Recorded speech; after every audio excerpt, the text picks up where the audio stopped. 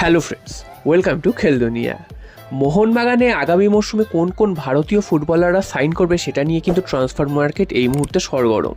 তোমরা জানো যে লাস্ট কয়েকদিনে বেশ কয়েকজনের নাম উঠে এসেছে, সেখানে ছাংতে, জয়গুপ্তা থেকে শুরু করে আপুইয়ার নাম উঠে এসেছে।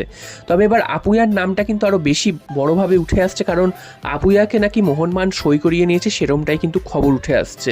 এবং তাকে তার ডিলটা ক্র্যাক করার জন্য মোহনবাগান কিন্তু লাস্ট 2-3 বছর ধরেই চেষ্টা করছিল, এবং প্রত্যেকটা সিজন শেষের পর এই আপুইয়ার নামটা ভেসে উঠছিল মোহনবাগানে আসার ব্যাপারে।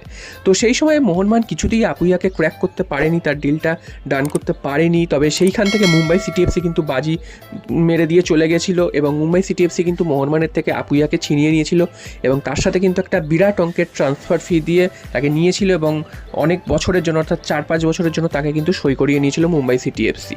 তো এই মুহূর্তে আবার সিজন শেষ হয়েছে এবং আবার নতুন করে আপুইয়ার নামটা ভেসে উঠেছে, এবং মোহনবাগান কিন্তু মুম্বাই সিটি এফসির প্লেয়ার ভাঙানোর চেষ্টা করছে, এটা খবর ছিলই। তবে সেটা ছাংতের নাম উঠে এসেছে, আপুইয়ার নাম উঠে এসেছে। তবে ছাংতের থেকেও এই মুহূর্তে কিন্তু আপুইয়ার নামটা বেশি বড় করে উঠে আসছে, কারণ আপুইয়াকে নাকি যা শোনা যাচ্ছে আপুইয়ার সাথে অ্যাডভান্স স্টেজে কথা চলছে, এবং তার ডিলটা প্রায় ডান হয়ে যাওয়ার মুখে, এবং আর কিছু সময়ের পরেই নাকি তার ডিলটা ডান হয়ে যাবে, সেরকমটাই কিন্তু চারিদিকে খবর ছড়িয়ে পড়েছে। যদিও আর সত্যতা কতটা সেটা কিন্তু এখনও জানা যায়নি, কারণ এই খবরগুলো খুবই গোপনীয়তার সাথে করা হয়। তো তাই জন্য কিন্তু এই নিউজগুলো যে একেবারে পুরো কনফার্মভাবে উঠে আসে তা নয়। তবে আপুইয়াকে মোহনবাগান চাইছে সেটা কিন্তু শোনা যাচ্ছে।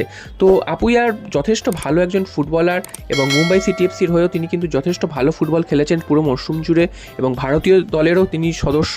তো মোহনবাগান এরকম প্লেয়ারদেরই কিন্তু চায়, এবং ACL2 অর্থাৎ AFC চ্যাম্পিয়ন্স লিগ খেলার জন্য মোহনবাগান যাচ্ছে। তো সেখানে যেতে গেলে এইরকমই ভালো ভালো প্লেয়ারদের নিয়ে দল করতে হবে।